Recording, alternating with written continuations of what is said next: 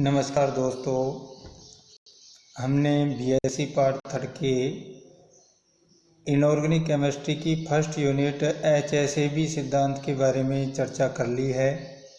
आज हम BSc part third की सेकंड यूनिट जो कि संक्रमण धातु संकुलों में धातु लिगैंड बंधन पर चर्चा करेंगे। हम ये जानना चाहेंगे कि metal ligand bonding in transition metal complexes क्या है।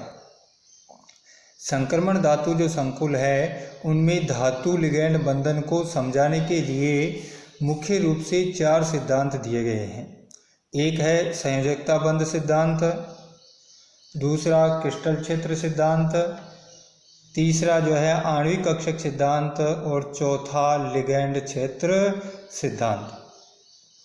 संयोजकता जो बंध सिद्धांत है उसके बारे में आपने पिछली कक्षाओं में विस्तार से अध्ययन किया है। हम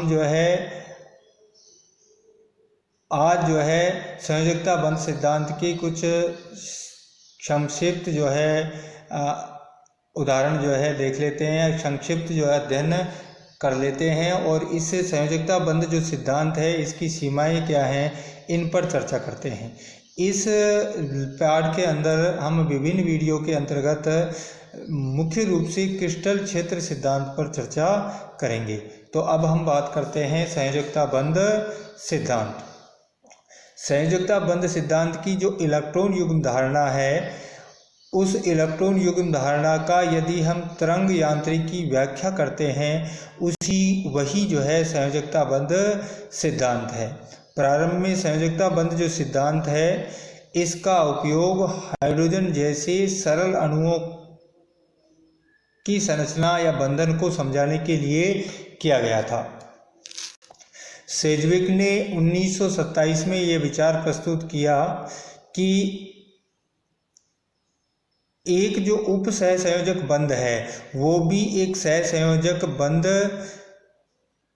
की तरह ही है जिसमें दाता परमाणु अपने एक इलेक्ट्रॉन युग्म का दान ग्राही परमाणु को कर देता है। पोलिंग ने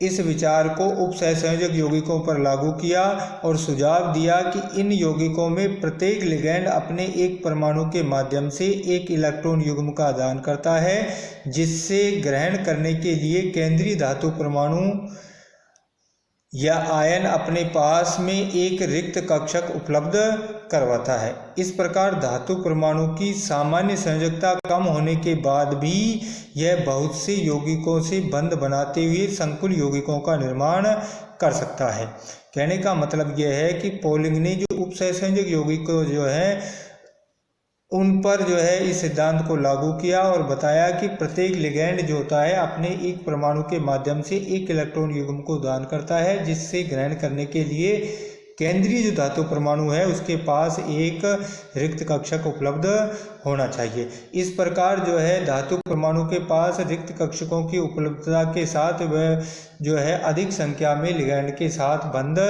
बना सकता है। ये जो संयोजकता बंध सिद्धांत है इसके जो मुख्य बिंदुओं पर हम यहाँ पर चर्चा करते हैं और संक्षिप्त में इस पर हम विचार कर लेते हैं। और संयोजकता जो बंध सिद्धांत है उसके अनुसार केंद्रीय धातु परमाणु या आयन उसके द्वारा लिगैंड की कुल संख्या के जितने रिक्त परमाणु कक्षक उपलब्ध करवाए जाते हैं और इस संख्या को हम धातु की समन्वय संख्या कहते हैं।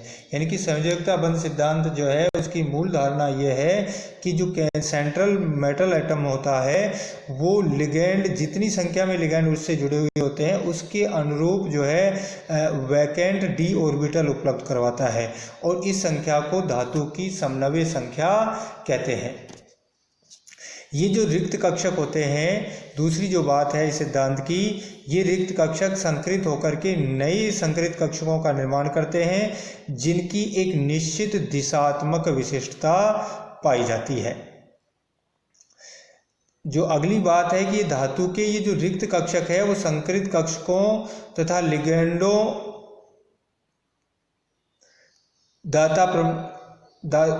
तथा लिगैंडों के दाता परमाणुओं के इलेक्ट्रॉन युग्मों में भरे हुए कक्षकों के अतियापन से सिग्मा बंधों का निर्माण होता है। कहने का मतलब ये है कि धातु परमाणु के जो रिक्त संकरित कक्षक और लिगैंडों के दाता परमाणुओं के जो इलेक्ट्रॉन युग्म से भरे हुए जो कक्षक हैं उनके अतियापन से सिग्मा बंधों का निर्माण होता है।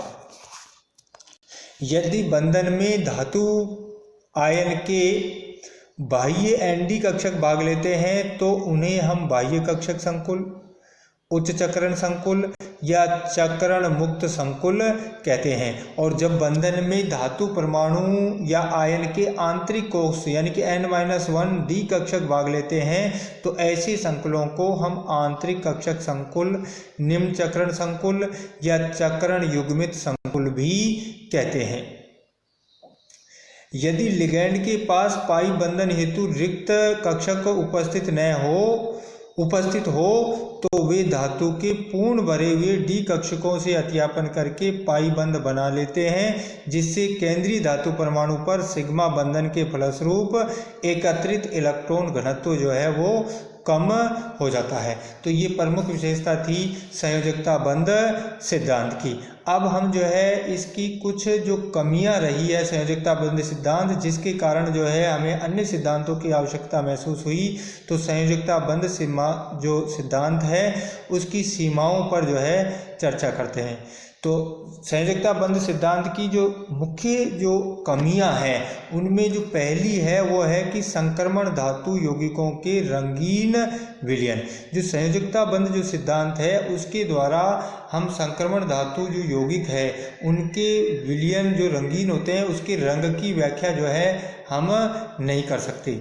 हम अच्छी तरह से जानते हैं कि जो श्वेत प्रकाश होता है वो अनेक रंगों के मिश्रण से बना होता है और ये सभी रंग जो है मुख्य रूप से 3 रंगों से मिलकर के बने होते हैं, और वो रंग है नीला, लाल और पीला रंग। यानी कि श्वेत जो रंग है वो इन 3 रंगों से के मिश्रण से निर्मित होता है और इन 3 रंगों को हम प्राथमिक रंग और तथा इनसे जो निर्मित जो अन्य रंग हैं उनको हम द्वितीयक रंग कहते हैं। यानी कि नीला, लाल और पीला प्राथमिक रंग है, जबकि लाल और पीला मिलकर के द्वितीयक जो रंग बनता है वो नारंगी होता है। पीला और नीला मिलकर के हरा रंग बनाता है और नीला तथा लाल जो है वो बैंगनी रंग बनाता है। कुल मिलाकर के बात यह है कि हम अच्छी तरह से जानते हैं कि कोई भी पदार्थ हमें रंगीन तभी दिखाई देता है जब उस पदार्थ पर प्रकाश आपतित होता है और वो उनमें से एक निश्चित तरंग दैर्घ्य के प्रकाश को अवशोषित कर लेता है और जो शेष जो प्रकाश है उसको पारगमित या परावर्तित कर देता है। ये जो परावर्तित जो प्रकाश होता है वही उस वस्तु का रंग होता है और ये जो रंग है वो अवशोषित प्रकाश जो होता है उसका पूरक रंग होता है।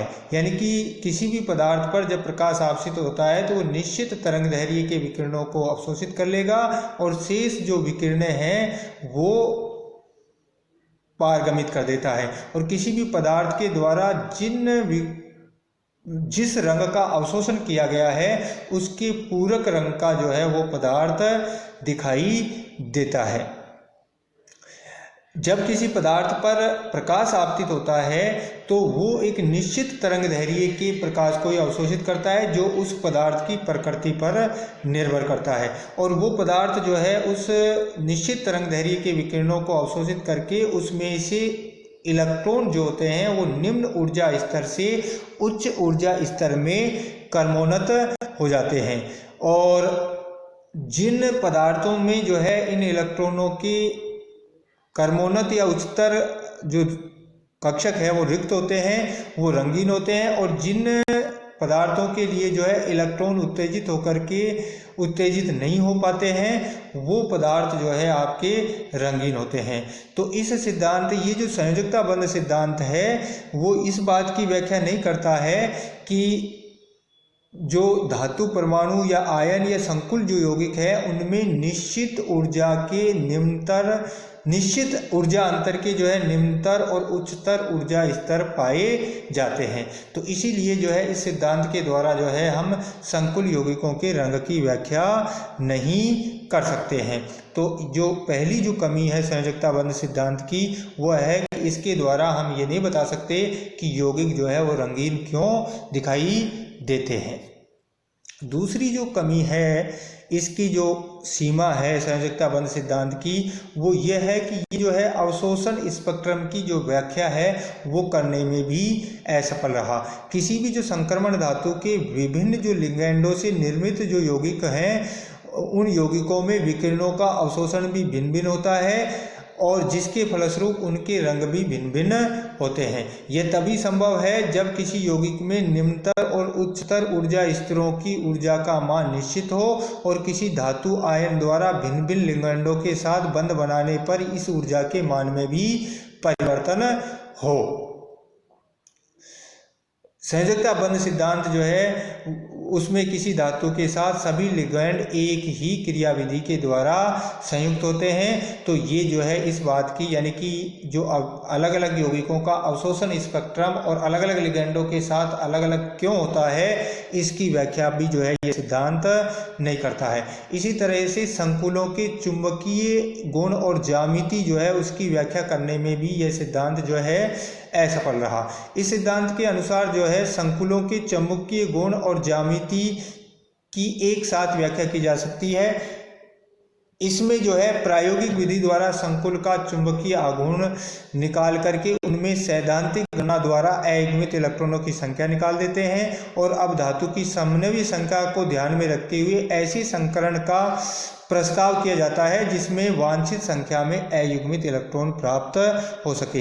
यानी कि जो संयोजकता बंध सिद्धांत है उसमें धातु की ज्यामिति जो है उसको प्राप्त करने के लिए उसका प्रायोगिक विधि से चुंबकीय आघूर्ण ज्ञात करते हैं और चुंबकीय आघूर्ण से उसमें अयुग्मित इलेक्ट्रॉनों की संख्या ज्ञात कर लेते हैं और उसकी जो समन्वयी संख्या है इनको मिला करके और हम उसकी ज्यामिति को निर्धारित करते हैं। जैसे 3d8 इलेक्ट्रॉनिक विन्यास वाले निकेल सेकंड के दो संकुल टेट्रासाइनो निकेल सेकंड और NiCl4-2 के चुंबकीय आघूर्णों के मानों से हमें ये पता चलता है कि निकेल CN4 प्रतिचुंबकीय है जबकि NiCl4-2 अनुचुंबकीय है जिसमें दो अयुग्मित इलेक्ट्रॉन होते हैं। सैद्धांतिक रूप से इन परिणामों को प्राप्त करने के लिए निकेल साइनाइड में DsP2 संकरण और निकेल Cl4-2 में sp3 संकरण मानते हैं, जिससे निकेल NiCl4-2 संकुल के लिए वर्गाकार समतलीय और NiCl4-2 संकुल के लिए चतुष्फलकीय संरचना प्राप्त होती है। जैसा कि हम इसमें देख सकते हैं कि किस तरह से NiCl4-2 में जो है वर्गाकार समतलीय संरचना होती है और NiCl4 में जो है sp3 संकरण है। संयोजकता बंध सिद्धांत के द्वारा इस बात को नहीं समझाया जा सका कि एक ही धनायन समान संख्या में जब भिन्न लिगैंडों से जुड़ा हुआ होता है तो इसकी ज्यामिति भिन्न भिन्न क्यों होती है। समान ज्यामिति के संकुलों में भिन्न भिन्न संकरण इसकी एक ही जो ज्यामिति के संकुल हैं उनमें भिन्न भिन्न संकरण क्यों होता है। किसी धातु आयन के भिन्न भिन्न चुंबकीय गुणों की व्याख्या करने के लिए संयोजकता बंध सिद्धांत में कभी आंतरिक N-1d कक्षक तो कभी बाह्य Nd कक्षकों का संकरण में प्रयोग किया जाता है। यह सिद्धांत ऐसे किसी उचित कारण पर प्रकाश नहीं डालता जिससे यह पता चल सके कि जब समान ज्यामिति के दो संकुलों में किसी धातु की ऑक्सीकरण अवस्था और समन्वयी संख्या समान है तो संकरण में भिन्न प्रकार के कक्षकों का उपयोग क्यों किया जाता है। जैसे FeH2O की होल 6+2 और FeCN की 6-4 के चुंबकीय गुणों की व्याख्या करने के लिए संयोजकता बंध सिद्धांत में सुझाव दिया जाता है कि संकरण के लिए FeH2O की होल 6+2 में 4d कक्षकों का और FeCN की 6-4 में जो है 3d कक्षकों का उपयोग किया जाता है। ज्यामिति में विकृति की जो है व्याख्या भी इस सिद्धांत के द्वारा नहीं की जा सकती है कि जब संयोजकता बंध सिद्धांत के अनुसार लिगेंडों की संख्या लिगेंडों के साथ बंध बनाने से पूर्व सभी धातु संकरित कक्षक समान होते हैं और एक ही प्रकार के लिगेंड से निर्मित संकुल में जो Ml6 या Ml4 पूर्णतः सममित ज्यामिति के होने चाहिए, लेकिन कुछ धातु संकुलों में ऐसा नहीं पाया जाता है। जैसे CuH2O की होल 6+2 संकुल आयन में 4 H2O लिगेंड कॉपर आयन से समान दूरी पर होते हैं, जबकि 2 जो H2O लिगेंड है वो अधिक दूरी की पर स्थित होते हैं और इसीलिए इसकी जो संरचना है वो अनियमित विकृत अष्टफलकीय होती है। इस बात की जो व्याख्या है वो भी इस सिद्धांत के द्वारा यानी कि संयोजकता बंध सिद्धांत इसकी व्याख्या करने में भी असफल रहा। धातु कक्षकों को अत्यधिक महत्व, यह सिद्धांत जो है धातु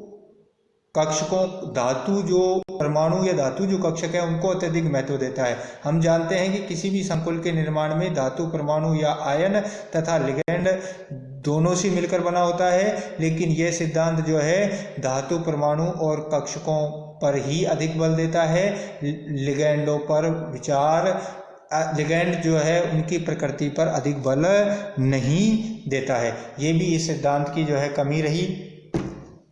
और अंतिम जो इसकी कमी है वो है कॉपर सेकंड के वर्गाकार समतलीय संकुलों का स्थायित्व। संयोजकता बंध सिद्धांत के द्वारा कॉपर सेकंड के जो कॉपर NH3 की होल 4+2 जैसे संकुलों की वर्गाकार ज्यामिति की व्याख्या के लिए यह तर्क दिया जाता है कि DsP2 संकरण हेतु एक रिक्त D कक्षक उपलब्ध करवाने के लिए कॉपर सेकंड के 3D कक्षक में एक इलेक्ट्रॉन 4D कक्षक में स्थानांतरित हो जाता है। और इसका जो है यदि यह तर्क सही है तो उस स्थिति में कॉपर सेकंड संकुल जो है वो अस्थायी होना चाहिए और इसका जो है आसानी से ऑक्सीकरण हो जाना चाहिए, लेकिन कॉपर सेकंड संकुल पूर्णतः अस्थायी होता है। इसकी व्याख्या भी संयोजकता बंध सिद्धांत करने में असफल रहा। तो ये जो था संयोजकता पर बंध सिद्धांत और इसकी कमियां, और इन कमियों को दूर करने के लिए जो है आगे क्रिस्टल क्षेत्र सिद्धांत दिया गया। तो आज के लिए इतना ही, धन्यवाद।